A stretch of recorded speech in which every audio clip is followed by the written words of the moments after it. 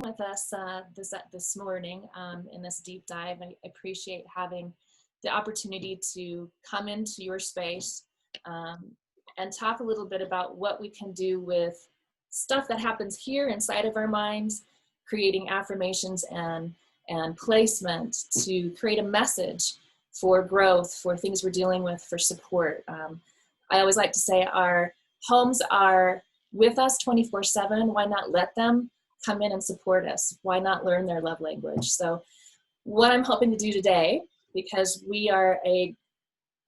it's so fun to be a part of a group where there's some spiritual connection and understanding, and we get to have open conversation and dialogues. Because for me, this Feng Shui concept has really allowed me to have more strength and surrender to my spiritual base. So I hope that it can do that for you too.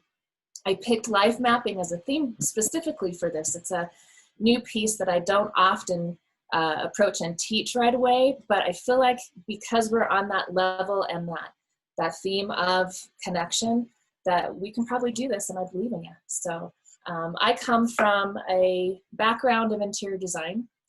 I found that when I was working with interior designers, when I was with clients, that there was a lot of more intuition that I was catching on to than there was the materialism side of it. I love the beauty. I love the art. I love touching the textiles. Don't get me wrong, it's the most amazing thing to be part of. But what it wasn't connecting to my own purpose was being able to also counsel with people and say, hey, I'm picking up that this is a limiting belief, or that this is an amazing thing that you want in life. And did you know that we can take your interiors and we can adjust and display and place to create those things? And I thought I was insane. I didn't know that it was something that was out there as a possibility of a modality until I met a woman named Tara Catherine Collins. She wrote a book. She's with the Western School of Feng Shui. She started that school of thought for Feng Shui. And she wrote the Western Guide to Feng Shui. She was a very close friend with Louise Hayes. She was published with Hay House, and since then has written many, many books and has a great following and school to learn from. And so just right before COVID, I was given the opportunity to teach in person the Western states.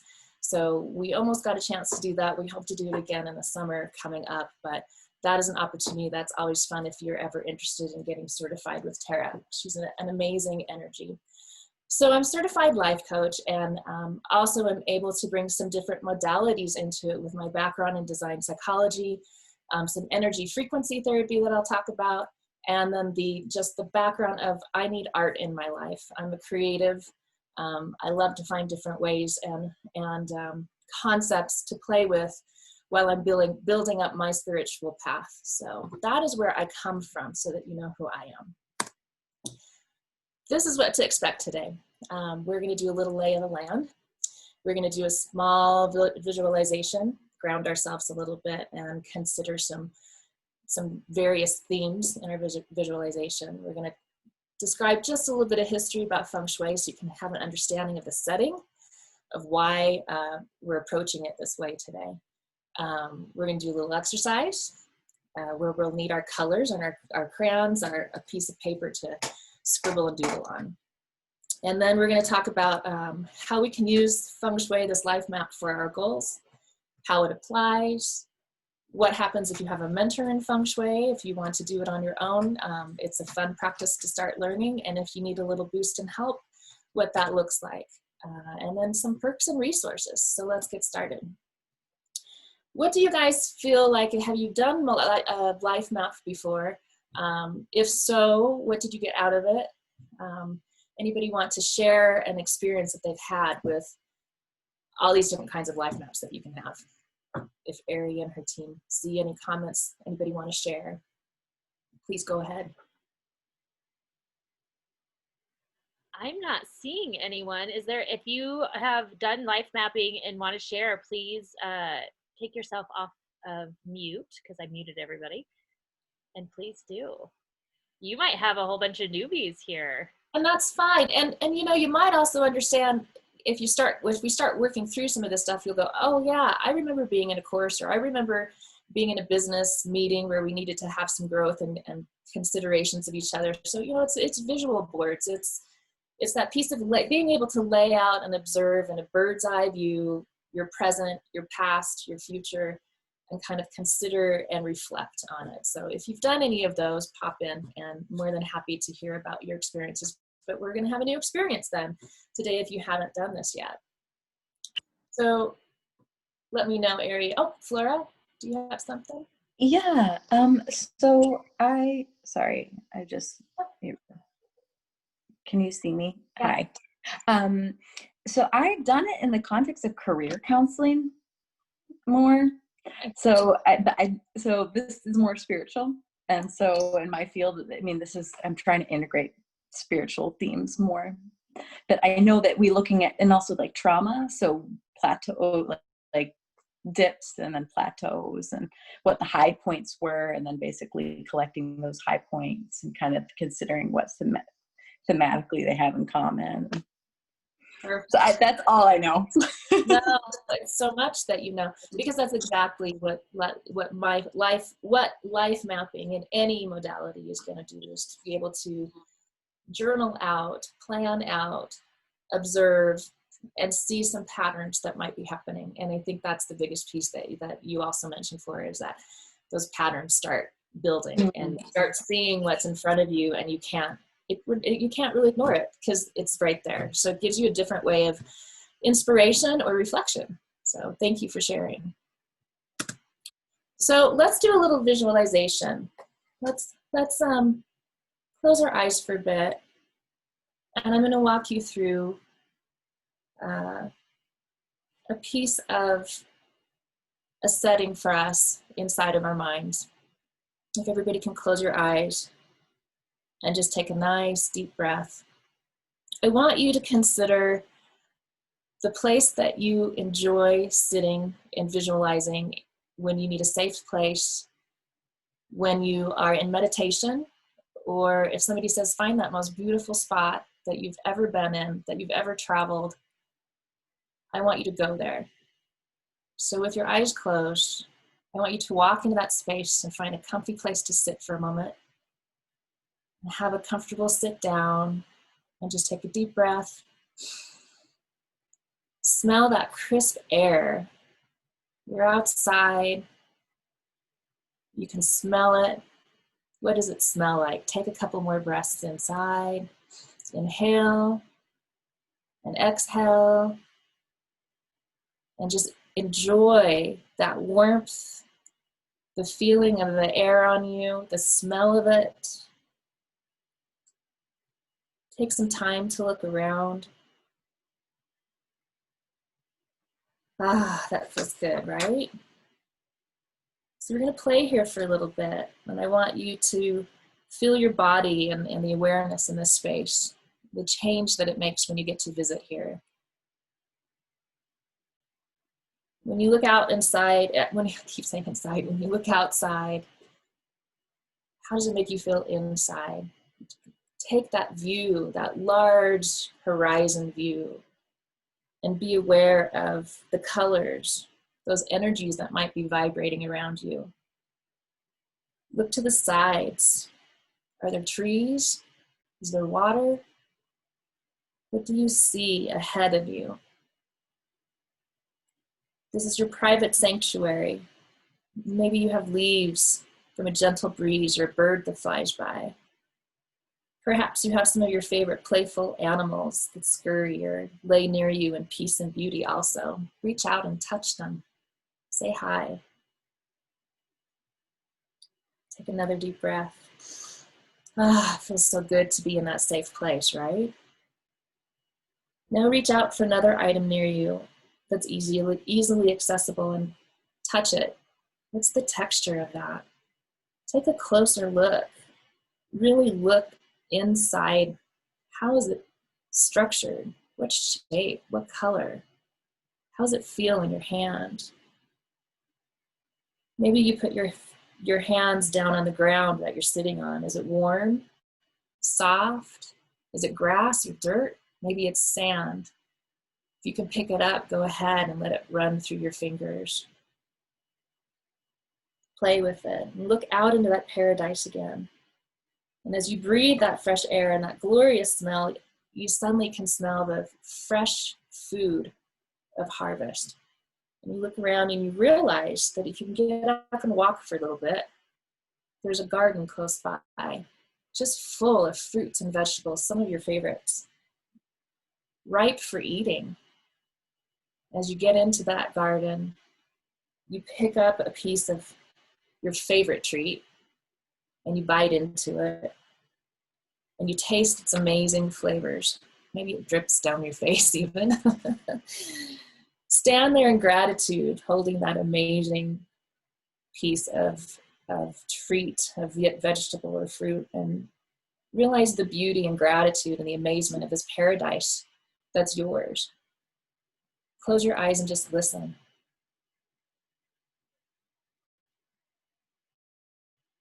What do you hear?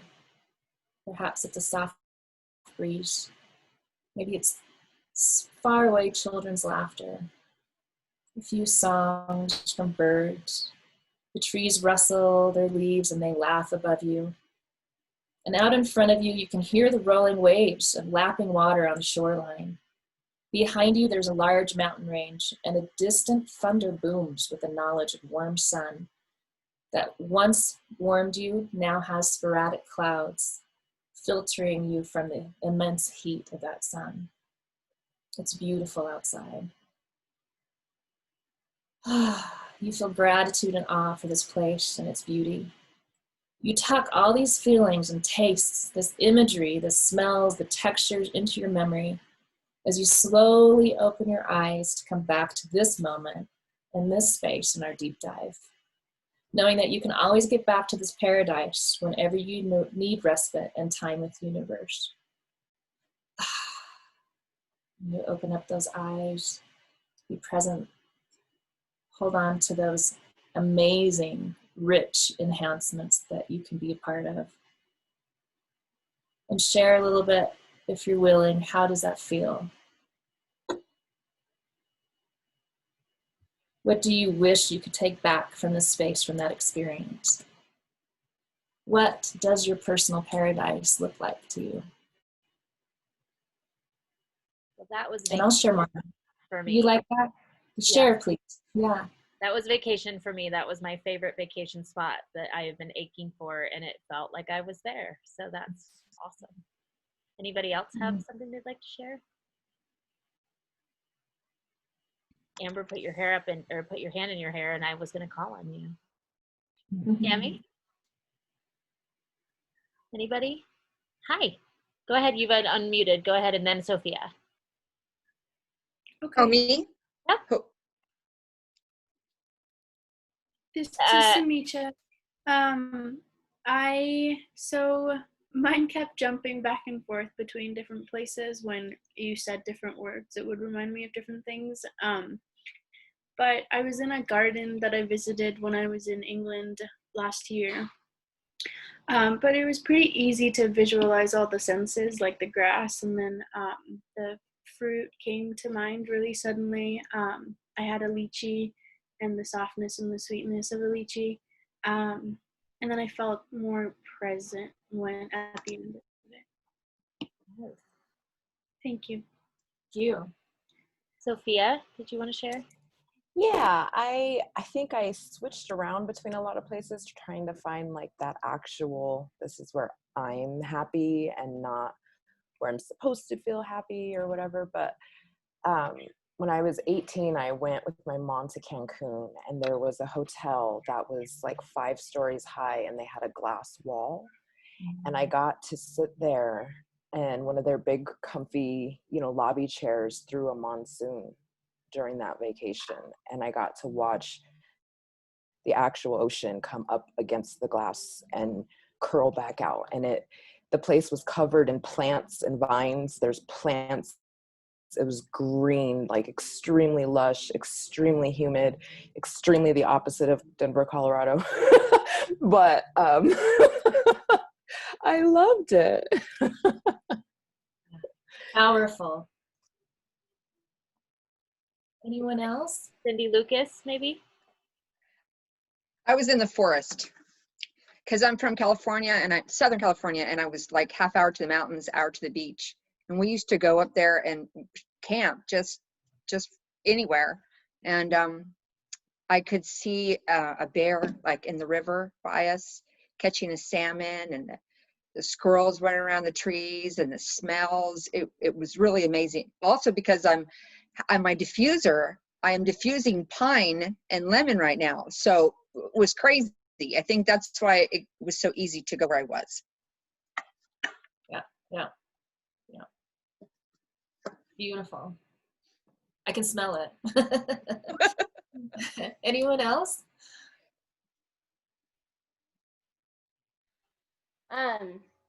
So mine was, I think I was 21. I don't remember. It's 2021. And I went to Puerto Rico with a boyfriend at the time, but we went to Alzunque, which is the rainforest in Puerto Rico. It's a national forest. And we, like, it really was like it was all sunny and nice, and then as you drove in, like, it literally just like turned into a rainforest, and it was raining, and it was warm rain, and it was just so weird because you're like, wait a minute. But on our hike there was this little like off-beaten little path, and we went in there, and it was just like this rock cove with water like coming down, so it was like a waterfall, and so it was amazing. It was so beautiful. But so I just sat on a big rock in there, and it was amazing, and it was warm, and I want it to be warm. Beautiful. And all the senses were touched, weren't they? Yeah. I think Kat has something to share, if you still have time. Yep. I when I meditate, I often go to this same place. It's like my little grotto, and it's got a lot of foliage over, so it's sort of private, and there's like lots of flowers and greens all around, and there's a waterfall, and I sit at the edge of a pond with my feet in the water. Just very super relaxing. Can I come? I would like to sit there with you. Sounds nice. That sounds nested and safe, comfortable, right? So what is it about all these places that we go to when we're asked to visualize or meditate, or if we're getting to have that chance to travel and we reach out for places to go visit? What is it that we're looking for when we're in these spots where we're like, this is amazing? It's respite, it's renewal, it's that connection to sensory when we're outside. It's using all of our senses. I walked you away a little bit from your initial first spot you go to. I know I changed that up for you, and so it makes sense why you went to some different spots to align to those words I was saying. But it's that feeling of having that awe. You get shocked a little bit out of your system when you're in a new spot. You learn new things. You've got growth opportunities. You come back and you feel different. I think a lot of people, if they get to go out and meditate or travel, that's part of why we do that. We come in, we feel balanced, we have some inspiration, and we're ready to start again. It's just one of the perks of being outside. It's one of the perks of having meditation. But then I'm going to switch this around a little bit and ask, why don't we get to have that in our own spaces? What is it about being away that we don't get to have, and why can't we in our own spaces? Why can't we offer ourselves that personal paradise right here where we are right now? And so those are some of those questions that Feng Shui approaches. And Feng Shui talks about all the background of what nature is and does. It's the seasons, it's the patterns, it's the shapes, and that's that sensory living. So Feng Shui becomes about sensory living.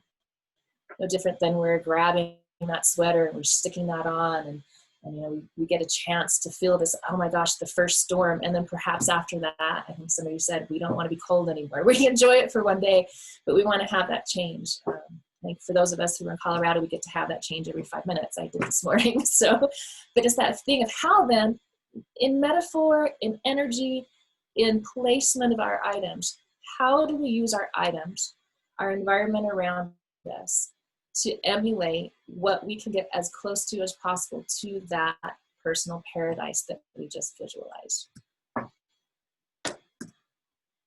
So you'll have a lot of people in commercial land who have created these modalities around Feng Shui. Right now, we've got Marie Kondo, who's doing it years ago in her book and her video series on Netflix. Now you've got the home edit. They're into the organizing piece of it, where we can make things look good, and they're using all the colors and stimulus in that way to feel good for a moment while we've got our stuff tucked away, and can we keep it there?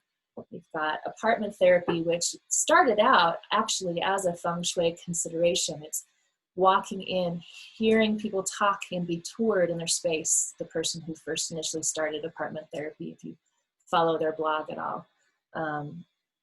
Having somebody share with them how they feel when they walk their space picks up a lot of intuitive and energetic shifts for the person who is the new person in the house, listening to the host share how they live and how they approach each space as they travel and give a tour of a house. And so these, just a few of them I'm bringing up. You've got Magnolia also, but all of them are taking in this consideration of, we're bringing in spirituality, we're bringing in mental stuff to connect to our spaces. And they're each hitting on different niches of that.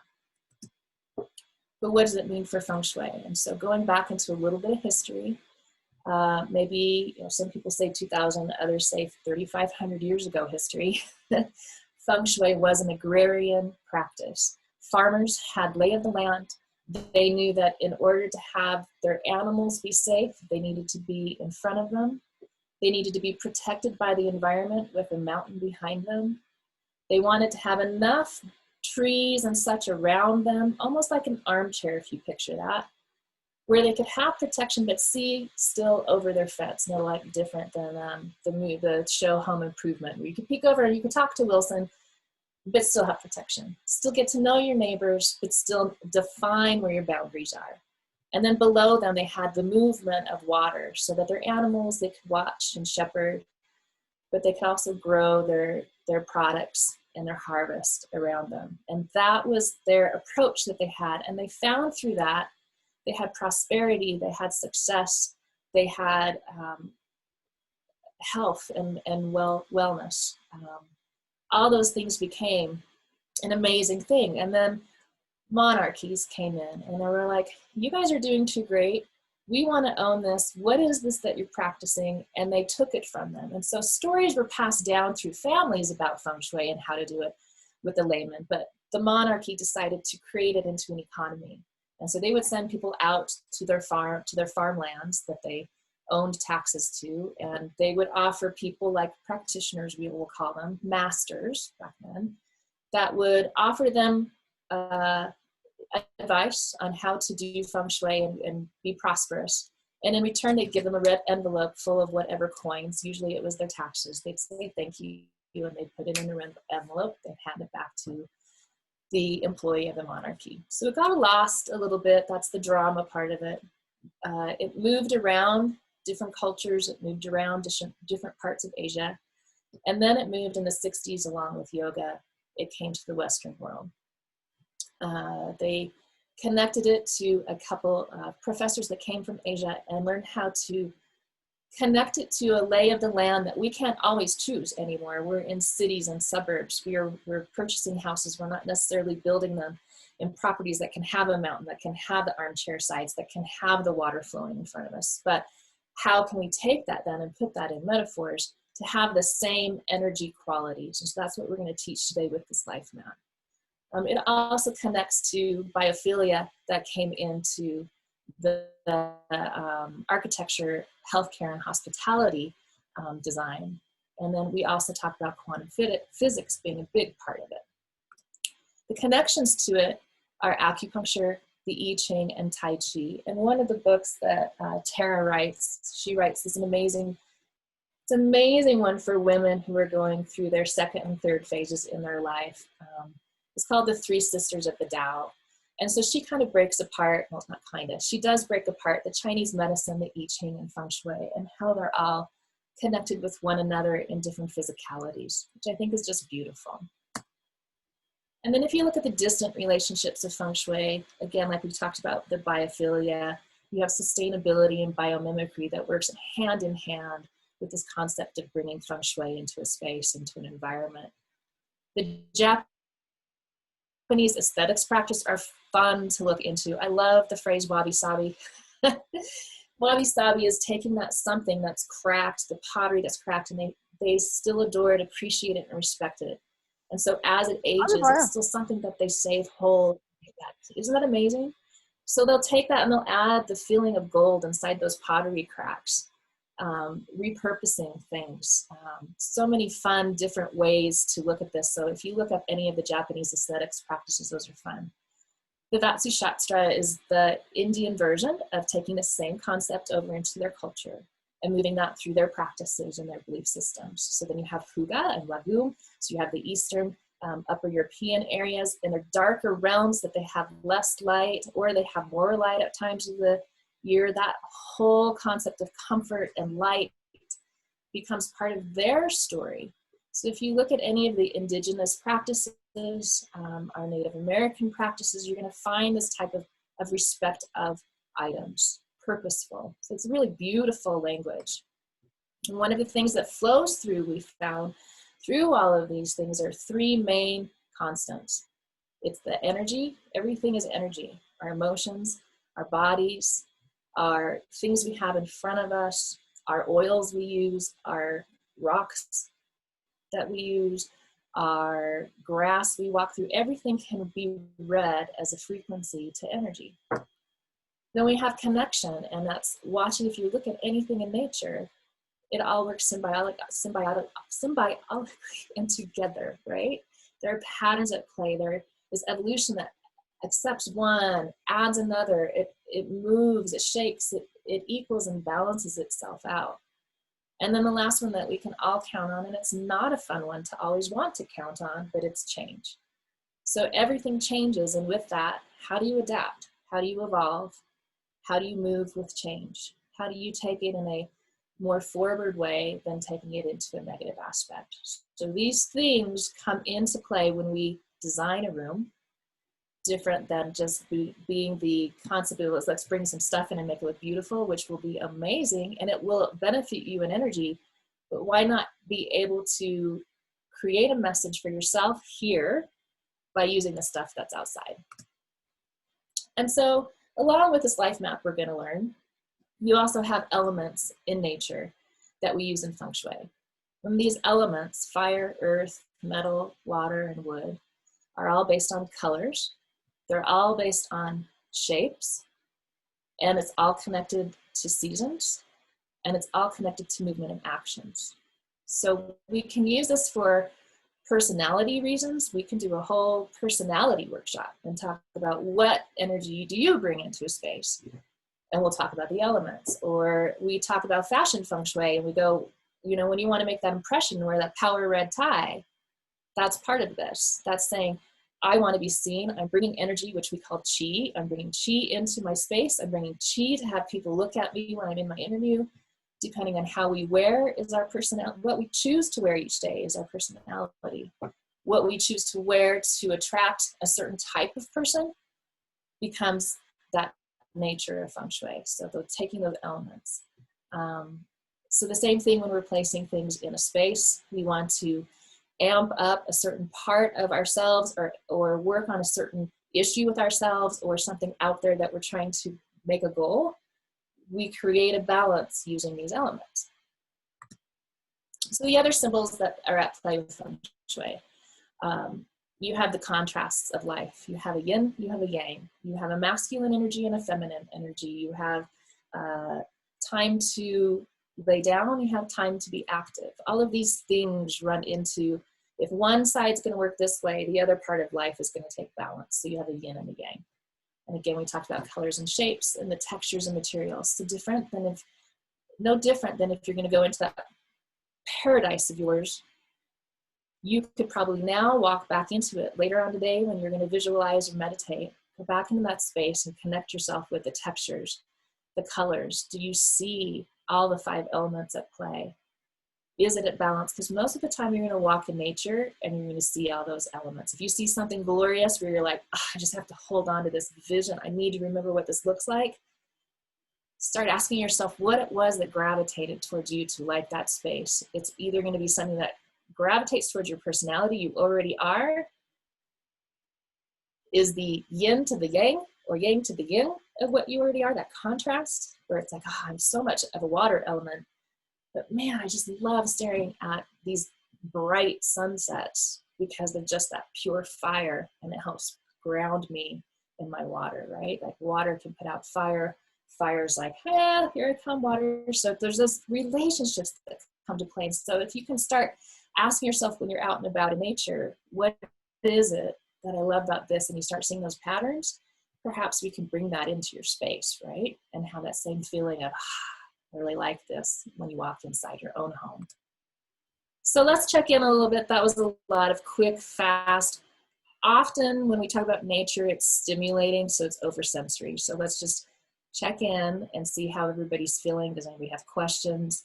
Did you have any aha moments there that you want to share perhaps? Or not? We all good? I think for me, the pattern thing is fascinating. And as I get older, I find myself drawn to patterns more and more in nature, and like have to take a picture of them, have to have access to them after. So that really resonated with me. Anybody else? It's hard to see you all while we're doing this. So just unmute yourself and pop in and we'll see how that goes. What do you mean by patterns in nature? Well, if you look at the let's look at this. I have this little guy right here. So it's one thing to lay out those, elements, right? And go, here's a category, here's a category, here's a category. But when I say patterns, it's this concept, if you can see my screen. So nature's elements works in this creative circle or in a deconstructive circle. So depending on where we rotate, we can see things build upon each other or have relationships with each other. So if I say the first element that came was fire, is the belief system in Feng Shui. So fire comes, fire creates, let's say it's a volcano. Fire creates the earth. Fire creates a place for us to have structure and foundation, which is earth. So here's some patterns that are happening there. Then you have that earth starts holding and creating rocks and systems like that that are connected, that can be broken apart and held. Crystals that form from the pressure of the earth, and that's the metal. And then you have the relation of metal going into creating chasm, and as the storms come and as rain comes, or as it's very humid outside, it starts to collect water, and that water starts to form. Well, that water starts to drip down, and the water starts to feed the vegetation around, and that vegetation grows. The vegetation dries out, perhaps water goes away, deconstructs a little bit, dries out, it becomes fuel for the fire, and we just go around in circles. If we go clockwise in creating elements, that's how we do that. And you know, when we're walking in nature and we see patterns, it could be patterns of shapes. It could be the patterns of textures. You know, Ari, share what kind of patterns did you see on your walk?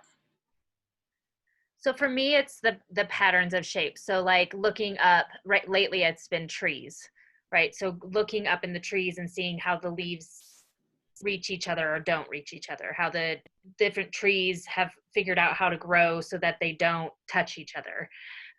You know, seeing all of that, the patterns in rocks or in the trunk of a tree, in the bark, and how it correlates. Sophia actually posted today in a group I was in a video of how nature and space tie together, and how these patterns show up in multiple places. So all of that is super intriguing to me, how we see the same patterns over and over again throughout nature and science. Yeah, and it's the fractals, geometric fractal patterns that are happening, that if we looked in our cells, we'd see the same patterns flowing. And so it's that, again, going back to the three constants, it's the connections that we can start.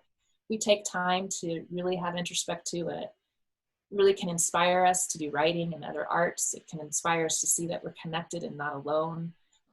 All of those fun, to me, it's fun and fascinating, and the staying of curiosity to see that, and then trying to figure out how to visualize that and create that in sensory for your own home and spaces. Any other questions before we go on? For me, it proves the higher power, right? Like, to me, I don't know how anyone can look at all of that and go, yeah, there's nothing out there. That boggles me, because it just seems so, like, I guess perhaps if you were so hell-bent on believing in coincidence, but to me, the wonder of it all is just amazing. It looks like Flora has something to say there. Yeah, Flora. Yeah. So I've been fortunate to travel a bit, and in some of these other countries that I've been to, particularly in Africa, there are really bold colors, and there's like this confusion about why do like these white people insist on having really muted colors. Then you take France, and it's all like chic and black and white and very like, you know, simple. And then you get the hygge, and it's like, in my own life, I'm drawn to muted, really minimalist, like room arrangements. And I just wonder, what does that say about a personality if you're not actually drawn to the big, bold colors? Yeah. There's no right or wrong to that answer, but I will gravitate towards this as I was listening to you chat. I was in a course on biophilia, and we talked about the different latitudes, right? It's vertical. Horizontal is the latitudes, right? So you're talking about living here in a brighter sunshine. You're living up here in the contrasts of the year in sunshine or not. And our eyes, our cones and our eyes gather different needs and desires to adapt to the sunlight. And so when we see things that are more vibrant, it could very much come from a ancestral hereditary concept of where our ancestors came from to be able to enjoy certain modes. But also then, because I love design psychology, it's just the need that we have at the time. Like this picture right here, I took it down a couple weeks ago because I thought I want to put something else up there that I can use. And, you know, it's a picture, a photo I took, and I enlarged it. And it's gorgeous in another situation. But these colors, these heats, I enjoy for its purpose in the room I'm in right now. The heat I seem to need around me. And the muted colors I love, but I use them in a different way. So you might start noticing those patterns again, the connection of it helps ground you. Perhaps your personality is, and so when you come in, those calmer colors, the tranquility of being there helps those elements allow you to ground. You know, and it's the same thing when you talk about what you grabbed for colors to put on your body. Those days you feel good, or those days you get compliments on a certain color, it's kind of fun to go, why is that? What is it that is it my skin tone? Yes, but it also, that feeling of making me feel empowered and well in that statement I want to make that day is huge, right? Did that help a little bit, Flora?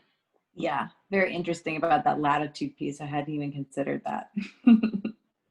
There's so much into it. We have Cindy had in the chat said that she doesn't see the patterns or the colors, but she feels them. And I think there's some interest in what does that mean? Well, that's a connection, right? That's a whole beautiful skill set that you have to be able to do that. That's there, and again, what a beautiful, purposeful gift that you've been given to be able to see your sensory connections in that way. For myself, I found that I changed over time from when I had my children and the house was very busy. The house could have more muted colors, but just some things that I would change from month to month or season to season to make things pop or reflect some of my personality. But now that I live alone, I found the need for very vibrant colors. And when I walk into the house and it reflects, and that really reflects a lot of me, but when there was so much commotion, the enjoyment of that lively house, I didn't need all the vibrant colors necessarily, because then the ability to just be quiet and kind of recede into the background was something that I valued. But now that I could have that all the time. I enjoy the very bright, my house, my kids call it Alice in Wonderland because it's so brightly colored and painted, and I just love it. It you know, invigorates me. Right. And although I can equate that with a sense of peace, the sense of peace and joy I get from the energy of the colors kind of takes the place of not having a busy household. Absolutely. Your items you bring into the space create action. And if you've ever been into some showrooms, or maybe you've been into a restaurant, or maybe you've been into somebody's house, you're like, whoo, it's so busy. Not only in the chi, the energy of family, like you explained, Mary, that young, active, vibrant, yang, we call it, very active life has to have that piece of grounding. So there's got to be rooms in your space that will allow you to slow down. And often, if you're going to have a family that comes home and right away is just high energy, it's always recommended to have that opening entry space not be busy, so that they have that transition time to walk in, slow things down, know they're in a transition just by having space set up a certain way. And then the next room, a little bit busier, a little bit, so they can have the steady space, so that, you know, the functions hit, form follows function, right? So it's being able to hit all that busyness. And then as we get older, and exactly what you said, you get into that different phase, then you have that opportunity to go more yin, so more calm, peaceful, that's more of what you want. Then you can create that in your space. It depends on what you need at what time, right? Seasons, life phases. Beautiful. Okay, let's move on to our life mapping part. Thank you for sharing, everybody. I'm glad you feel safe to do that. So what does this mean for you? We've kind of talked a little bit about that. How can we create awareness? How can we create alignment? And I like to call Feng Shui your interior designer for your mind. So it's being able to look at things and go, what do I need to shift in my energy? You know, talking about color, talking about patterns. What do I need to shift? How am I feeling right now? And am I feeling supported in my space with it? And so in order to get there, we're going to get out our tools. So your paper and your pencils or your crayons, whatever you have colorful. If you don't have all of the colors, no big deal. We can label things with color too. I'm just such a visual person that for me to help me memorize stuff, I like colors. So first thing you're going to do on your piece of paper is draw a tic-tac-toe. Doesn't have to be just like this, however you want to do it. Make it large though, because we're going to be drawing inside each of the grids.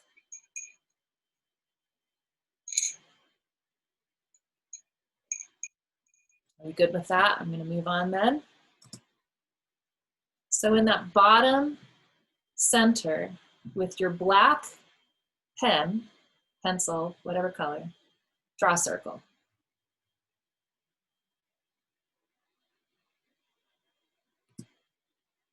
And in that circle, we're going to use this life map today for the intention. This exercise itself is going to be, I've decided, since we're getting close to Thanksgiving, we're going to move this to affirmations. We're going to move this to gratitude.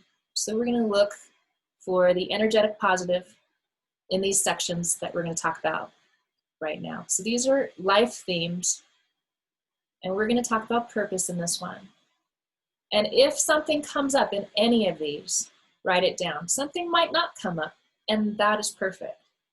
So in the purpose area of our lives, this is where we come in the I am. The pure, just I am.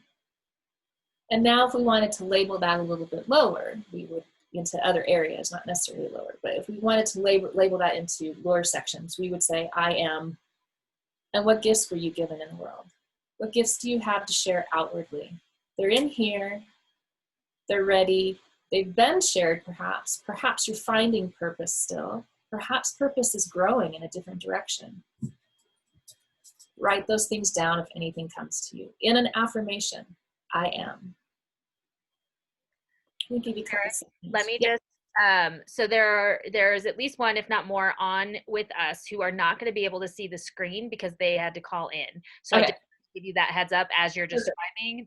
The more you can describe, the better. Thank you. Yeah, so in that tic-tac-toe, bottom center is a black drawn circle. That's your job to do. Drawn circle, title it purpose. And in that circle, we're talking about what purpose do you share to the world? Your inner gifts that you share outwardly. Okay? Thank you, Ari, for sharing.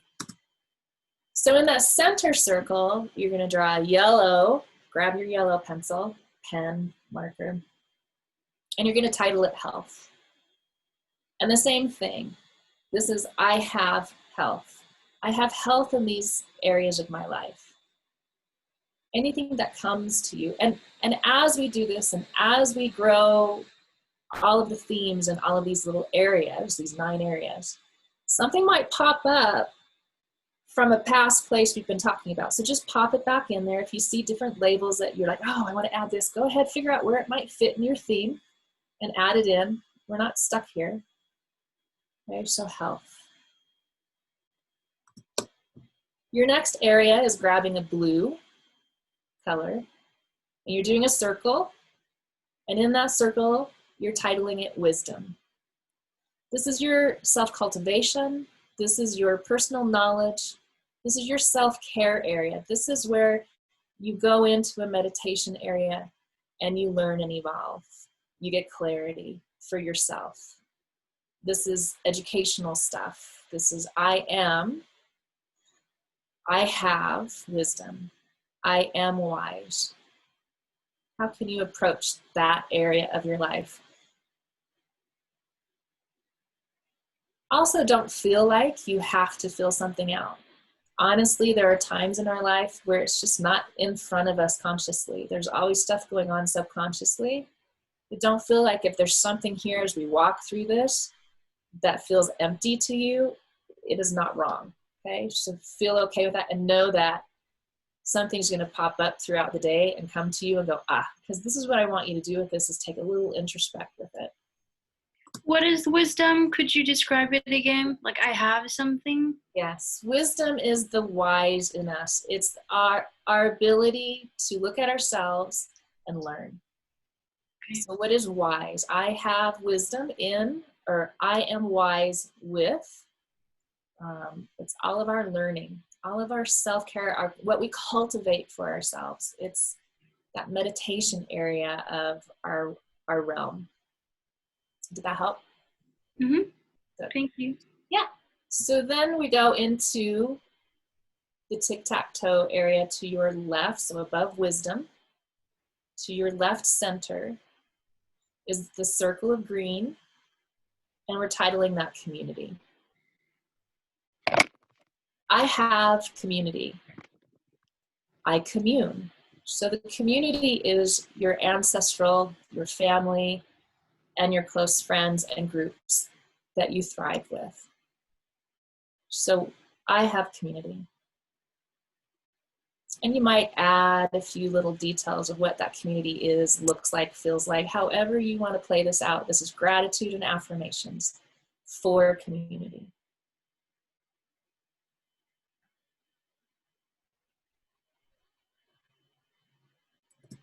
Our next area is the top left. And we're going to take our purple and we're going to draw a circle and we're going to title it wealth. I have, I give. This isn't just our own needs in our realm either. This is also how to take and how to receive and how to give. So like in abundant living, what I have in my life, what I give in my life comes back to me, right? It's a circulatory system of receiving and giving. So with wealth and our affirmation, gratitude, it's I have wealth. I am wealthy. I share wealth. And maybe you have some details to that you want to add.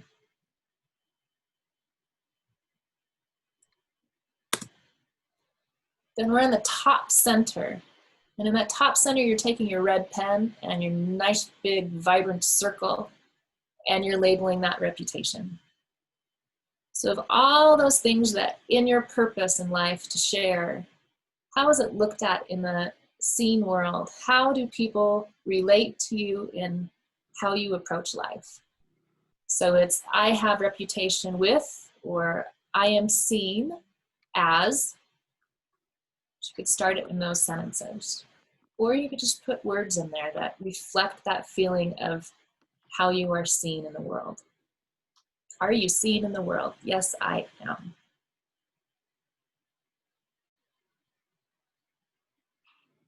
Cool. And then the next one is our love area of our life. So take a big, huge pink pen, something close to it if you don't have pink, it can be red also. And give yourself a big, huge love circle in that top right corner. That love circle is, I am loved. I have love. These are your partners. These are your partnerships. If we're talking about professional stuff, this is the partnership of building and mentorship of your business. This is your co-partner, your connection to that if you go to the business side. In personal life, it's your partners or your closest person and community people. Like it can be doubled up, that you know you have sincere and give and share love. This doesn't have to mean passionate, but it can go there too for your relationships in that way too if needed.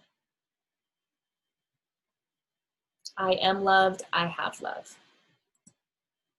My favorite, this is your center right side of your tic-tac-toe. You're going to take a pastel color, any pastel color. It should be white, but we're not going to see white, so it's white and pastels. This color is the theme of creativity. So title that one creativity. I create. I have creativity in.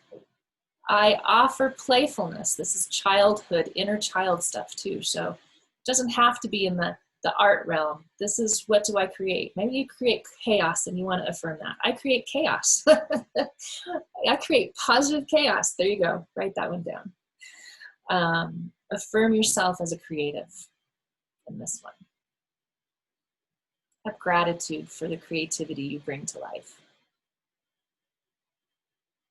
What words describe that for you?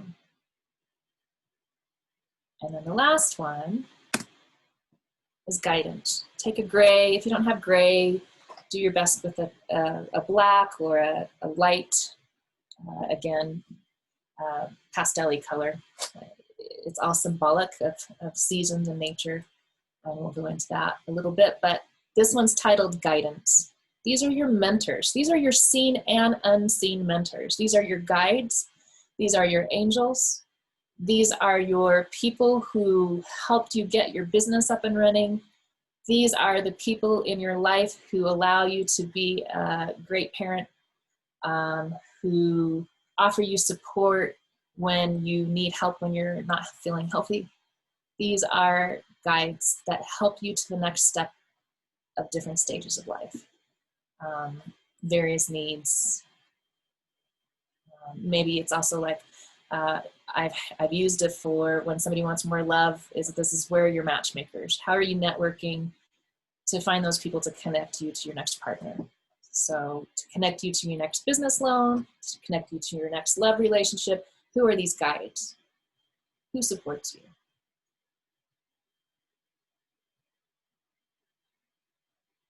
Give you a couple seconds, add anything else in the other areas that might have come up. And know that this for the day is your life map. This is a life map consideration that throughout the day you can add things to. So don't feel like you have to just get it out right now.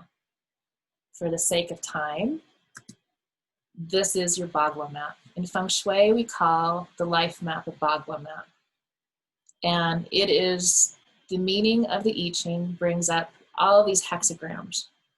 And the hexagrams can be narrowed down. These symbols, these hexagrams, become symbols of female, male, heaven, earth, under earth, kind of concepts of symbols. It's like a binary code. Let's just put it that way simply.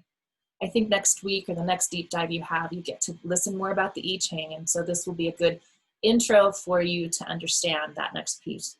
So these hexagrams are brought down into trigrams, and there's 8 of them. and they reflect these 8 themes of life, which are around that tic-tac-toe, or are all of your areas besides health. That center health area emulates all of those other areas as healthy and includes our physical body or physicality. So know that this is like a chakra system for our home. So if you've practiced chakras at all, you can take a lot of these connections and use it for the connection of what needs to happen in my space to help me affirm the things I'm dealing with in my life. Okay. So the other thing about this is we're talking about filling out that life map and having some things where you're like, I just don't even know what I put here. Right now, this isn't addressing anything that's going on in my life. This area is blank. Sometimes, again, like I said, the seasons are that way. Sometimes we're just not, we can't deal with all of it. We have to, our chakras sometimes have to open, close to be able to have balance to deal with the other parts of our life, whether they're stressors or they're good things. So know also that if you need help working with somebody on that, I have devices. I have, that's where the energy frequency comes in at play, where we can read your chakras and we can look and see how things are balanced and we can apply it to your life map, okay? So don't ever feel like there's a lack of information to add to that. So how does this, here's that chakra system. The fun part about being able to do Feng Shui is that, again, the connection piece of our constants. It can connect to our chakra system. It can connect to our energy systems. There's so much that it can do. It's pretty cool. So this is the life map you just did. This is a sheet that I give to my clients with that life map that you just did. So I ask them to keep this for a week, copy it 7 days, and start charting each day what they see happening. Either it's a future, wake up in the morning and I know these are my goals and I'm going to plop them into the categories that make sense for me today. And at the end of the day and through the middle of the day, sometimes people fold it up, stick it in their purse, go on with work and the daily stuff. I'm like, oh my gosh, this is so, and so we start charting, we start finding these patterns that are happening. And in doing that, we come at the end of the day, we come at the end of the week, and then we can look at that when you practice Feng Shui and you go, I see that I'm really dealing with an area in my life for reputation. I'm going to go to that area of my home, which I'm going to show you in a second. And I'm going to apply this. I'm going to say, where am I needing more support, and how can I display these things to give me more support in my life, to allow me to remember that I need to be more forward thinking, be less lack believing. How can we approach this? So when you have this chart, we did it in gratitude, we did it in affirmations. But as you can see in the slide, we can also do it with planning, reflections, issues, intentions, goals. And when you really get into it and you start walking around or reading books or reading blogs or learning more about your spiritual path, you're going to hear quotes that go, oh my gosh, because words mean things, right? That connects to, I love that paragraph. Why do I love that paragraph? Oh, it's talking about community. I'm going to tuck that in. I'm going to put that in that community space because that is something that now you have that shock and awe of, oh my gosh, I just saw this. Now I'm going to start seeing these patterns and I'm going to bring it forth and I'm going to place it in these areas that this is what I noticed today. That's where you start getting the connections like Ari was talking about, of walking through and seeing lines in the trees, seeing lines in how does that approach our spirituality? Isn't that cool? So then on the AM, even if you on your life map we just drew, if you want to, on the exercise that you have, write AM. And AM means getting out that monkey mind. I'm acknowledging my monkey mind. A, acknowledge, M, monkey. Acknowledge your monkey. So in the morning, we wake up and this is, if you can't see it for some of you, but this is a small little 4-line little journal page, but it's being able to just write out the gunk right in the morning. Sometimes it's gunk. For me, it is. I'm not a morning person.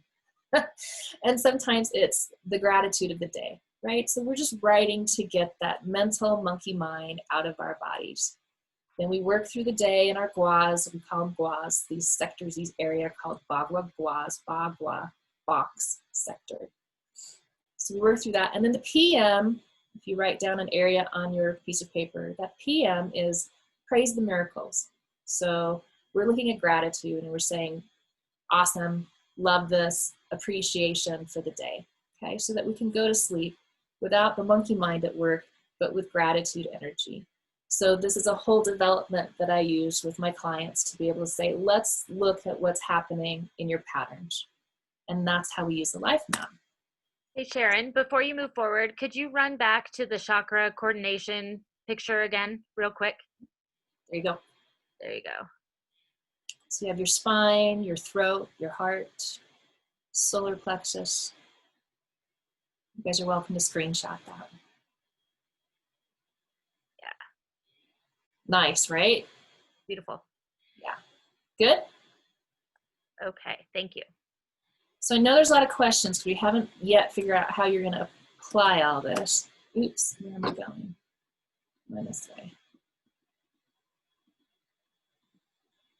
So how do you show up? So you've got this life map, you've made some notes, this is great, nice Sharon, so what? So let's take a little walk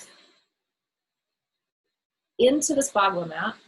We're going to treat this, so you've drawn this out, you're going to treat this now as, you remember playing Twister, or you used to lay this Twister board, this piece of plastic out, and you have these circles, and you get all twisted up, right? Well, we're going to treat this as a huge piece of plastic concept. I don't like the term plastic, but to be able to visualize that it's all going into the room you're at right now, on the floor, from corner to corner, it is covering your floor, okay? And with that, and if you need to peek every once in a while at the Bagua map, I'm going to give it up front right here. We're going to close our eyes, and if you need to peek at the Bagua map anytime, you're welcome to open your eyes. It's a process for this. It's no problem. And we're going to take a little walk through your Bagua connected to your space. My friend Karen wrote this for us. She is a teacher at the Western School of Feng Shui, and I like to give her credit because she's one of the most amazing writers and connectors to life and our stuff that you can have. So Karen, thank you. Okay, so closing our eyes, I want you to just step with me onto the purpose circle. So that beginning circle we did. It's going to be kind of like a little bit of a labyrinth in a way, if you've ever walked a labyrinth. So eyes are closed. You just learned a simplified version of what Feng Shui calls the Bagua map. And each of these sectors are called guas. It's been visually adapted from the I Ching, the Book of Changes. And how do we connect it to our spaces and start finding patterns that build our intentions with our environment? We do this by taking a walk. We're headed into your own personal circle power full of internal, psychological, and spiritual realities. Imagine this Bagua map we just drew out spread out before you, just like that twister board. You're standing on purpose and you're entering in. As you stand facing that purpose area, facing the health area, all the health, reputation, wealth is on the left, love is on the right. We step in to begin our tour. Just like when we step into any space, facing any direction, we step into it bringing the totality of ourselves, our full identity. And all that we are consciously as well as parts of the hidden, even to ourselves. This purpose area is our deep lake of the subconsciousness. This is the ancient meaning the masters of Feng Shui created, and it is always part of the entrance circle of the life map. Our next step forward into the space of health. It's that commitment to be there, grounded and centered in the center of our map.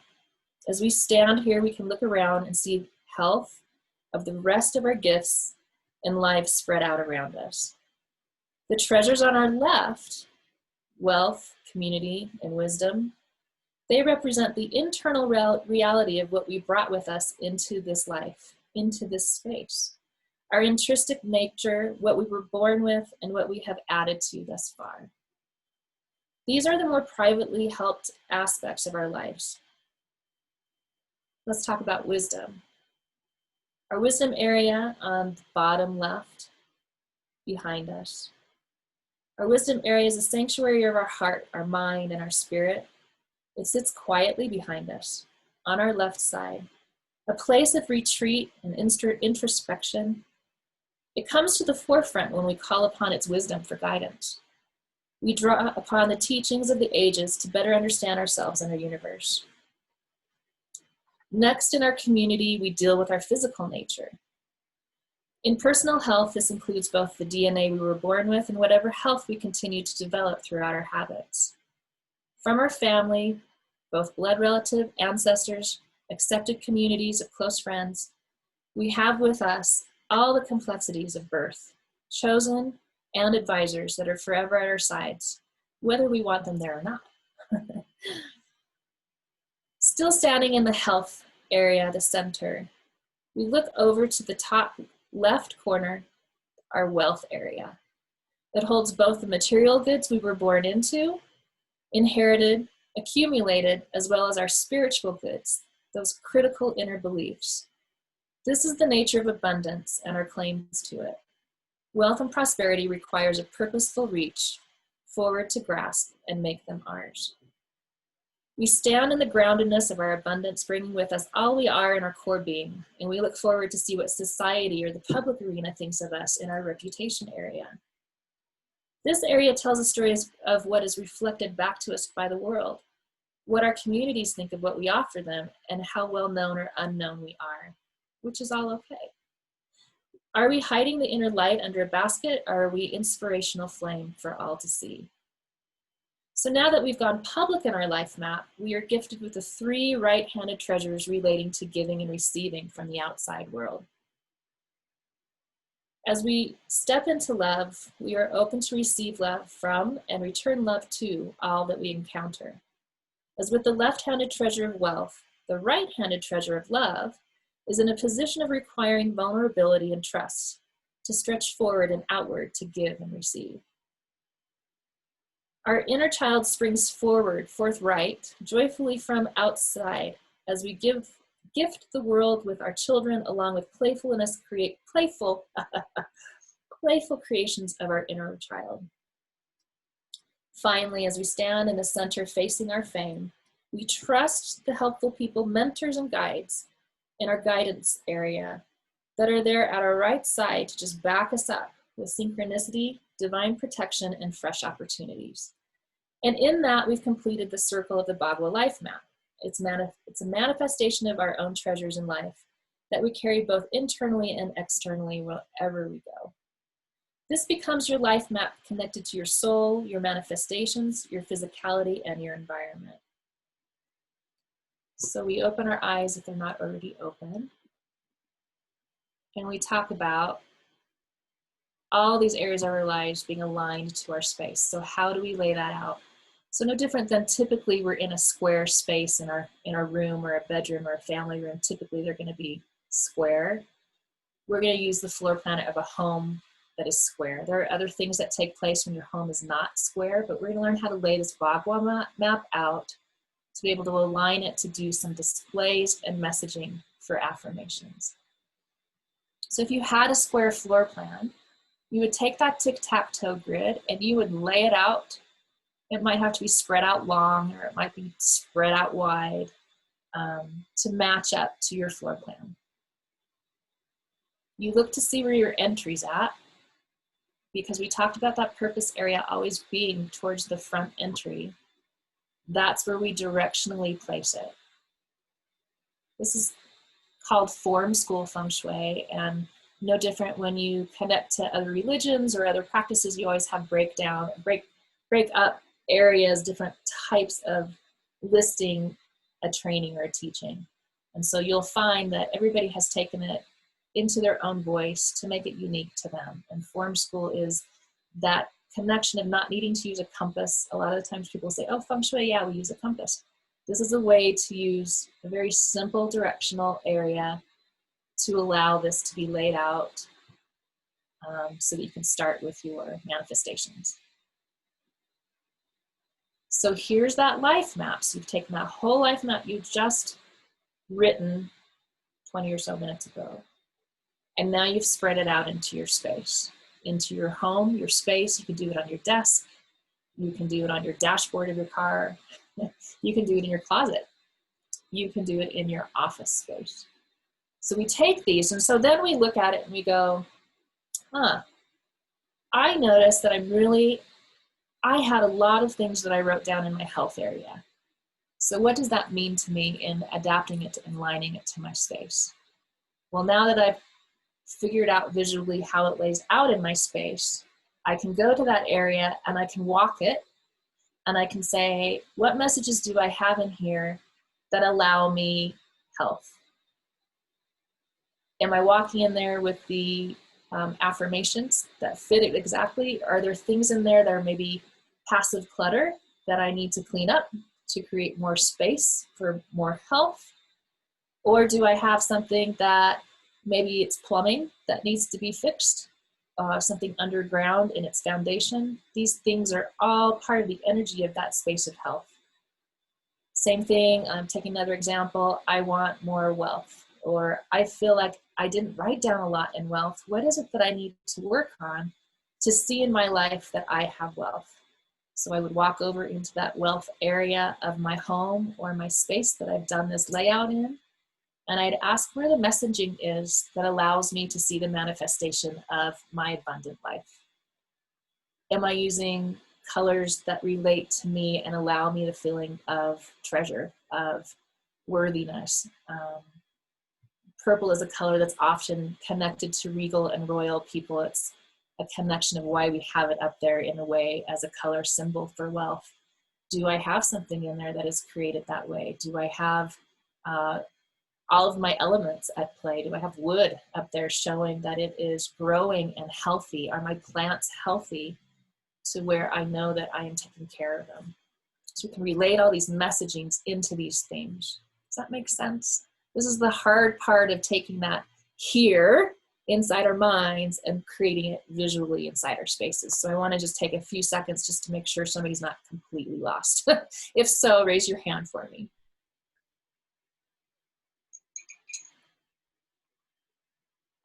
I can't hear you, Ari, but is it okay to talk? Okay, great. Thank you. So does it matter where the entry is as long as I can somehow make it fit into the box with all the grids? Or Yeah. Your entry will always be on the line of your purpose. So wisdom, purpose, and guidance are always on the area where your entry wall is. Okay. Does that help? So if I was going to, for those who can see my little pointy arrow, if I was just to say, let's take this bedroom. If I was just to say, I want the bedroom, let's say you live in an apartment with other people in the apartment, and the only place that you really have control over is your own space. So you could take this life map we've tic-tac-toed, and you could lay it out with your front door of your bedroom. And so now here, your bedroom door is on the wisdom area. Then this next circle is purpose. Then we have guidance. So that's how you lay it out here. And it'd be smaller circles, but you get to have the ownership of that space. Does that help? Mm-hmm. Yeah. Yeah, absolutely. It can be confusing. Okay, so back here. So the cool thing about it is, as we work through this, it's not a quick process of, oh yeah, I got this, and we're headed out, we have all this knowledge, right? But it's also this excitement of bringing it in so many different ways. So you can enhance things as you come in. This is where we get into the Marie Kondo, and we get into the organizing, and we get into design. So you can enhance things based on the colors we drew in that life map. They are symbolic of those areas. We can do it with crystals. We can do it with shapes, all these sensory experience of life. That's what we bring in for design to symbolize the messages and affirmations you want to make. And we can apply it to anything. Like I said, even the dashboard of your car. If all you have control of at work is your office desk, we can do it there, and we can promote all of those affirmations in that space. We can do it on business plans, retail stores, and I even help people do it with website design. So that's the fun part about it.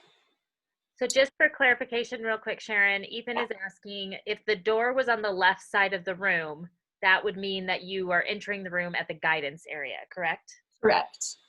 Correct. Thank you. So before Feng Shui, we work on the copying other people's trends. I would be, as the interior designer, people would come in and be my client, and they wanted what I wanted. And so instead of wanting what other people want outside of yourself, this is a design process. This is a mental mindset process of saying, I have everything I need right here, and the stuff that I already have around me can be situated and displayed and placed for my own individual beauty and my own personal paradise. So be able to take that beginning visualization that we did and saying, my intention is to feel that way as much as I can in my space, even though I know it's not going to be full out 100% nature's benefits. I can bring in the metaphors language of nature. I can bring in sustainable pieces. I can clear out things that don't need to be in my space, no different than we sometimes need to clear out things in nature and allow it to evolve, right? So we can go in there and create our own individual beauty that we want, and it becomes our style, and it's a lot longer lasting. So before Feng Shui, you might also have overindulgence, where you just are buying because you know that you're looking for something to make you feel good, and this buying is not doing that. So you have a little bit of burnout. Perhaps you have over chaotic space, or you have stagnancy where things aren't moving in life, and you just don't know why. A little bit lost, a little bit overwhelmed.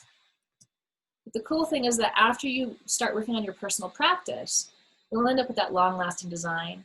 You'll have that holistic well-being connection, the contentment and gratitude and awareness that nature brings, that you can bring into your own space, gives you that awe, that excitement, that shockability as you walk in and see different colors, different things.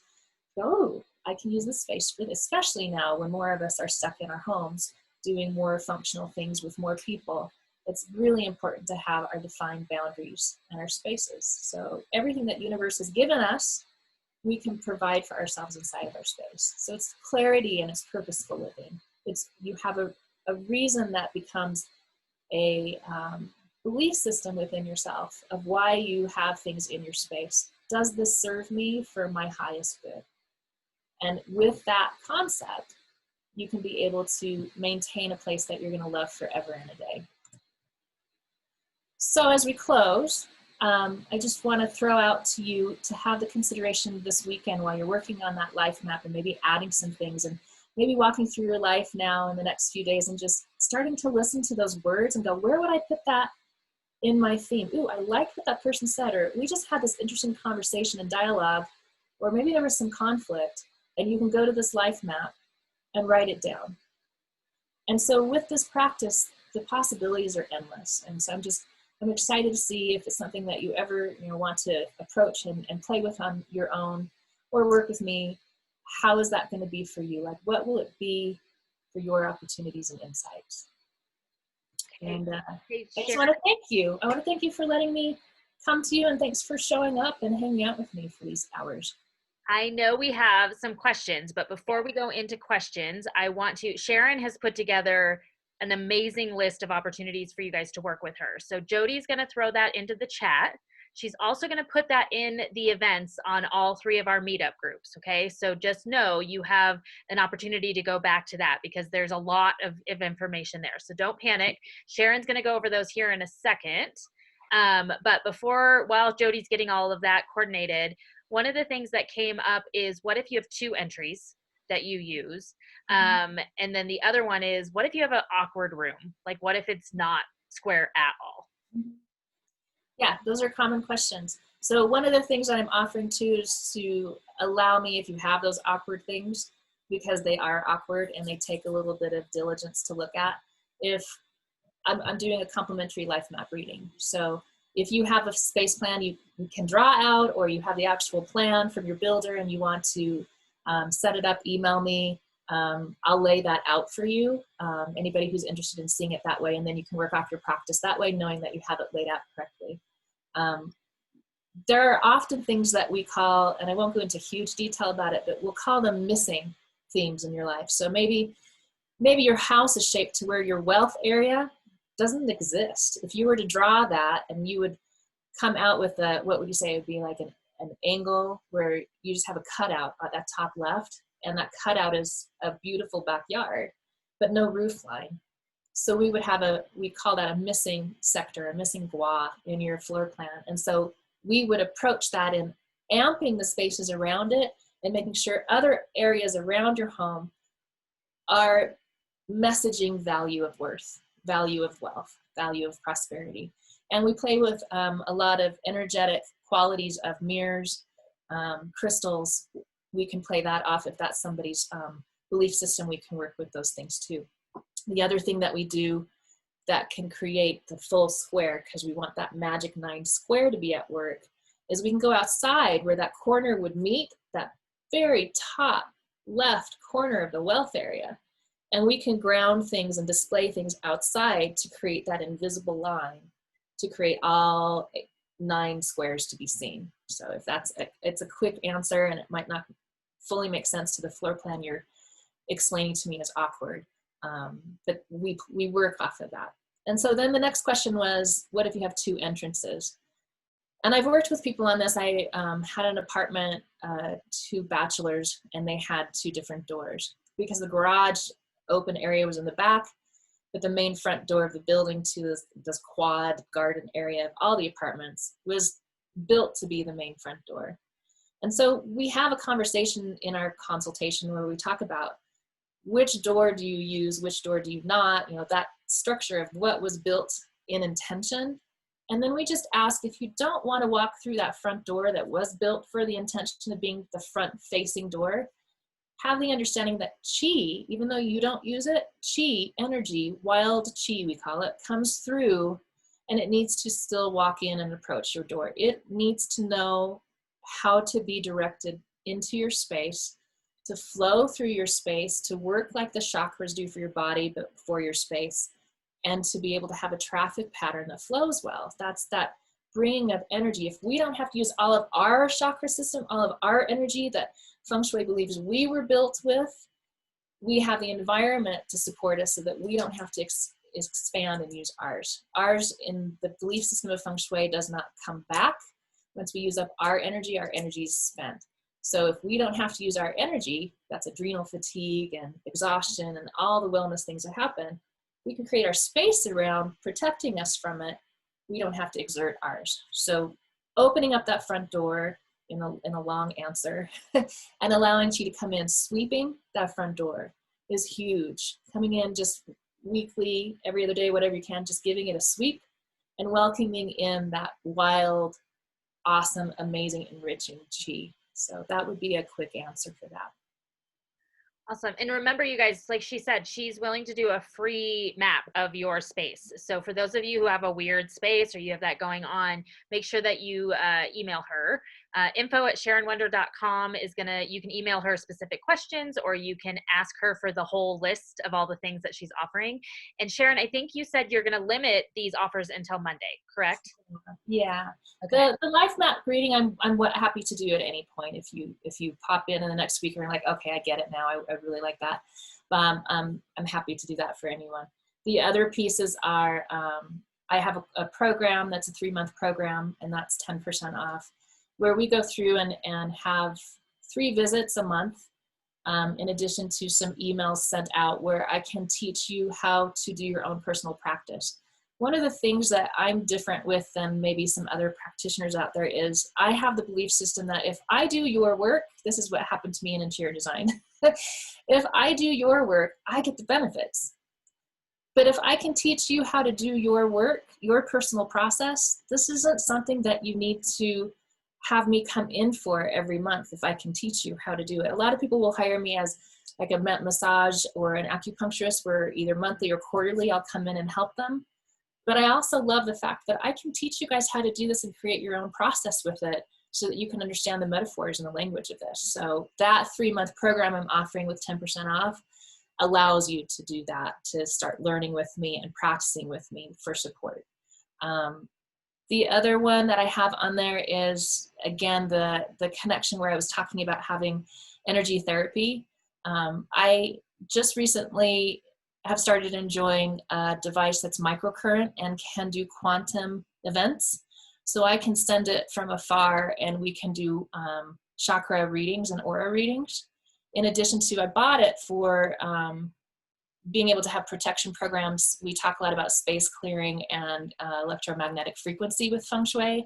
And I thought this would be an amazing thing to do with clients. So I haven't yet done a full connections to it with a lot of people. And so for me to be able to see how it benefits people, because I've seen about 7 other people and how it benefits in my tight realm, I'd be more than happy to share it with the 10 people. I have 8 now left spots to allow you to play with me and be my little beta fish tester and play with some space clearing and some aura chakra readings and see how we can lay that out in the life map. So I felt like that collaborated really well today with the life map reading and want to offer that to you guys. So you'd get 3 days of quick 20-minute little programs that I send to you remotely, and you'd get it in an email.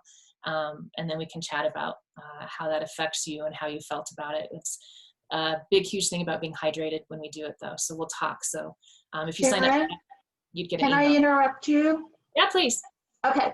I want to interrupt because she has experimented with me on this frequency. What do you call it, Sharon?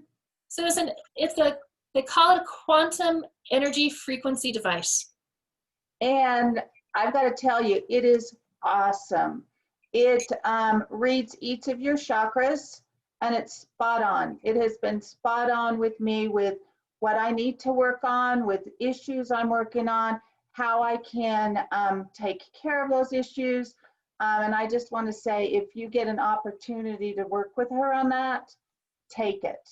Absolutely take it, because it is, and I've been telling everybody I know about it because it is spot on. And I got to tell you, Sharon, I've been dealing with the depression, and she did a session with me on, what's today, Saturday. She did a session with me on Thursday. And yesterday, my husband asked me, so did you do something with Sharon today? And I said, no, I didn't. And then it dawned on me. I woke up yesterday feeling good without the depression. And I never told you, Sharon, that. It's like, oh my word, no, she did it to me the day before. And I woke up without the depression that I've been dealing with. So it is an awesome, like I said, if you have an opportunity to work with her on that, take it. I just love how, thank you, Cynthia. That's a interesting share. I just like how it, when Ari and I met, and the second visit, I think you came with that little device to read the frequency of oils, right? This is that, like, it's that connection of being able to read our frequencies in our life and I get to send it to you in a quantum way. It resonates with what you need and it sends it off. So there are so many things that my clients are enjoying right now with it. Again, I'm more than happy to, I need to learn more on how it can be approached. So I'm adding that in as a little extra to see if you guys are willing to be my beta. And then the last one is, oh, go ahead. Before you go from that, I would also like to make sure that you and Amber W connect, because you both are in the same spot with the Healy. And so it would be good for you guys to partner. So perfect. I'll look for her down there. Amber, there you are. Hi. Perfect. Yeah, Amber, we'll have to get together. Absolutely. Would love to hear what you're doing with it. So then the last one is that sheet that I showed of the life map that I had all drawn up. I offer a digital book that you can download. It's 12 weeks so that you can break habits. One of the things I love about it is that it connects for the 7 days, and then that last day of the week, it will you can write down reflections and alignment and things that you want to change in your space. So you can weekly be looking at the patterns, and again, trying to teach you guys how to use this as your own personal practice. Then you can take that in and figure out how you'd want to adapt and change things and get to grow with it. So that is another product that's available on that list. And I just want to say thank you so much. I have gratitude for you guys allowing me into your space today. Jennifer? Hold on one second before we go into questions. 1 sec. So just know, for those of you, I want to make sure anyone gets it before they go. If you hover on the chat, on the 3 little dots, then you can download that chat. So that will be there. Jody has also put it on the event pages in Meetup so that you can find all of that there. You can email Sharon at info@sharonwonder.com, or you can go to Sharon's website and also reach her through there. So there's no shortage of ways to reach her with that. And I'm going to download that book as soon as we're done with this. Okay, Jennifer. So my question is, on the map, since you have the, pardon me, the 8 with the center being the health, like the center of your home,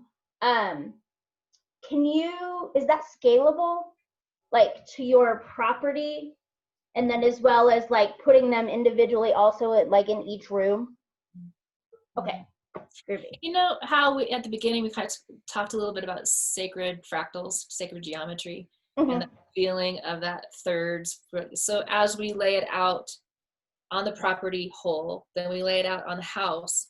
Here's the cool thing. So then we start laying it out in a bedroom, depending on where the bedroom's at, depending on where the kitchen entry's at. So it starts cycling and adding all this extra layers of protection and love to your space, which is pretty cool. Okay, and then another quick one. Because I'm just starting to work with like altars. Does that work in an altar? Okay. Yeah. Like a desk, just the same concept of a desk. So it's being able to, if you want to play with it, do that today. Lay out on your altar and go, look at the map and go, and you know what's fun about it is like, oh, look at that, I've already added it to the wealth.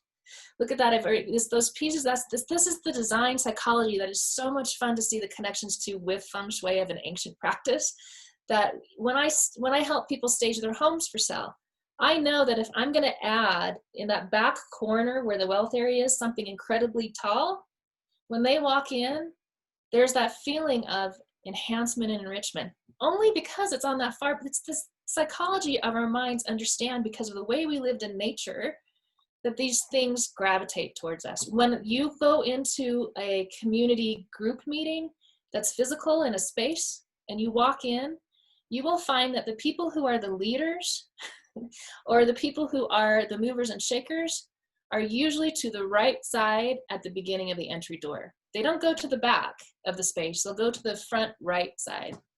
So you start popping through and seeing these, and you're like, not always, but most of the time you'll see these probabilities take place. It's kind of fascinating. That's so cool. Yeah. Go ahead. Tell me how to say your name, because that's why I've been saying okay and go ahead, because I don't want to say your name wrong. Samicha. Samicha. It's beautiful. All right, Samicha, it's your turn. When with the device that you were talking about for the quantum measuring, you said beta. That's an alert state, right? It's not. Yeah, I'm not talking about our states of mind in beta or meta. I'm more talking about being my sampling. So instead of using the word beta, we put it to the, hey, you want to test this out with me? You want to see what it could do for you? Yeah. Okay. Yeah. Good question. Thank you. Confused, yeah. Sophia just sent me a private message saying she's been laughing at me looking around my office this whole time. Oh, yeah. No, absolutely. Wait, well, what do I... You mentioned earlier when we were in planning, you were like, it's fun to watch people when they get busy or sidetracked. And I thought, this whole thing is going to be busy and sidetracked. Totally. I love it. Yeah. Are you a Reiki practitioner? I am not, but Amber Weaver is, and who else? Anybody else in here? Okay, so go ahead and throw your information up. You don't do Reiki, do you, Sharon? No. Oh, you're looking at my Reiki symbols in the back? Yeah. Okay, I'm learning. So I dip my toe in as much as I possibly can. I don't think it is my modality. I am much more, I'm oriented toward various other things, but yeah, I'm trying to remember them. So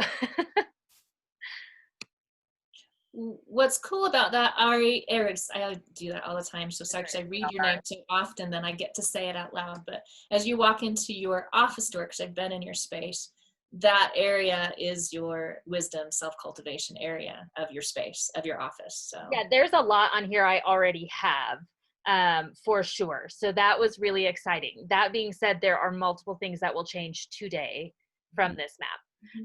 And excuse my interruption, but I'm also going to say that next step of constance is change. So once you get your stuff up, know that as life moves and then you've gathered that, you've climbed the top of your mountain and the new goals come, right? Then there's shifts and balances that take place. So don't feel like once you align, it has to stay that way. This is about always changing things around. No different than when we're organizing something. That organization is not going to stay. We have to create a plan that allows it to be updated occasionally. It doesn't mean things are fixed. So well, and it's interesting because like the spots in my space that are the least utilized right now, which are just catch-alls, are in my wealth and in my guidance, which are two of the most important to me. So that's where something like this is so beneficial, because you can look at your space and go, okay, I've been aching for this. Why is that not happening? Or for instance, my love, like my altar has now crossed my whole room, but my love has beautiful things in it, but very little of my husband. So note to self, add more of my husband in there. And that's easy to do. Yeah. But it's also your office where you do your work and you want it represented, but now make sure your master bedroom and the other areas you share represent love. My master bedroom is a hot mess, so that needs a whole thing. Well, and your office is all in guidance. In your whole house, like if you mapped out your floor, like your office is guidance. Yes. And what's fascinating is in my space, not that you all need to know about my space, but like this in my office, this space that I'm sitting at right now is my creativity, which is fabulous. Like that is the most exciting. When you said that one, I was like, because that's exactly what I want. So yeah. Isn't that fun? Well, it's good. Thank you for sharing, Ari, because it's good to have a few examples of how we're using it, what you guys figured out. Totally. So well, and honestly, like Jen, in your office, if you did what we set you up for when we redid your office, but the middle of the floor in my office is where I do my meditation. So, which is so powerful. Like that's my health. That's my phrase there was I have vibrance and energy. So like, that's cool. That's a cool thing that's in the middle. Well, and let's change that then for another person who might not be able to have it in the middle and they find that it's in their, maybe it's in their wealth area. So then their messaging is different with the same acknowledgement of positivity, but that it's, I get to grow these things and I get to see this message while I sit here and meditate. So there's good that comes. It doesn't mean, a lot of times in Feng Shui, you'll hear, oh my gosh, this is cursed, or oh, that's bad Feng Shui. And I don't practice that. That's not what I say. I don't like to go there because it's not. We can always adapt. That's what's so fun about this. I just want to say real quick, this is so cool because I didn't know any of this before, but I definitely walk around sometimes like, okay, I know I need to meditate. I know I need to ground, but I don't know where I want to do it. I don't want to be over there. I don't want to sit in there. I don't want to be, it's too loud over there. Like, I don't know, but this helps to understand like, what is my purpose? Like, where's my mind at when I'm going into that meditation? What room is going to help me really work in that flow? That's cool. And also watch yourself too on some of the maybe limiting beliefs that you have with the action of moving into the meditation. So it's, yes, functionally you need a soft space that's quiet where you don't have to be present to other people's things. So that totally makes sense in a function. But then you ask yourself too of, well, when I'm in here, what really is my excuse? Where am I? Is it an excuse or is it actually a function issue? Though that's where you start doing this part, going, what am I afraid of or what is not coming? Right? Yeah, no, I have 3 kids. So it's fully like, I'm going to be in the bathroom in the corner. Yeah, in a shower with a nice, like, acoustically controlled shower, right? But they have no care. They will walk straight into the shower, dog and everything. I'm like, guys. I had a client who went into her car to meditate. I've done it. I did it yesterday, actually. That's okay. This is me and Jen at each other because I tell Jen to do that all the time because of her pets. Well, that's the process Mary said too, of, you're in that phase where there's a lot of chi flowing through your house. A lot. And you need to find a space where you can ground, as do your children and your family. So it's creating those healthy boundaries to have one space that is respected and offered and honored for you all to, in your own way, especially with studying and maybe remote school, to be able to offer those things for care. Yay, epiphanies for all. All three of us in our house have our own space that we have red door hangers that go on the outside of the door when you're not allowed. Perfect. You're not allowed, and also shut up. Like, please do not stand outside my door and scream. I am recording. So yeah, like that's the only thing that's kept us sane. But we only have one kid, so that is a little different. Do you recommend mapping per room, like for those children? Like just sort of helping them, not mapping it for me, you know? No, and again, working with children in design, the biggest thing that you can give them as a gift is the empowerment of their own space. Right. And so being able to teach them these categories and say, hey, you know what, if you need help studying, each personality brings in their own element that they need more than the other too. So being able to offer them the choice of understanding how it lays out and have fun playing with it, they're in their such purity state still, where they can sense this so fast. They'll love feeling that control over going, you know what, I want to try this over here today. Being able to use that language is huge. Yeah. Cool. Yeah, very cool. Thank you. Yeah, thank you. Well, Sharon, this was absolutely awesome. Does anyone have any last minute questions that you need to get, or you can email her? Oh, I wanted to make a comment because it's really fascinating to me. I've always been one to, like, I love rearranging. Like, I need my space to always change. And so this has been really fascinating. I'm not sure why that is. And in my house currently, it's really difficult for me because of, like, our layouts are more rectangular, like our living room and our kitchen, everything's rectangular. So everything is what it is, you know, like there's not much option. And then now with my husband, change is really hard for him. So the one time I like changed everything in the living room, I just had to do it without his input because he didn't want anything to move, you know. So it's just really fascinating to look at it in this perspective. And I'm curious if you have any insight on why change is so important for me to like feel good in my space. Even though I like the way it looks now, like in 3 months, I'm going to want to change it.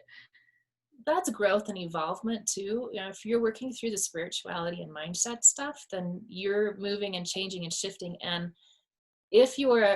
when I deal with stress, I find because of who I am and the energies I bring to a space, I do my therapy by touching things and shifting and moving things. It helps me find my clarity of what I need to do next.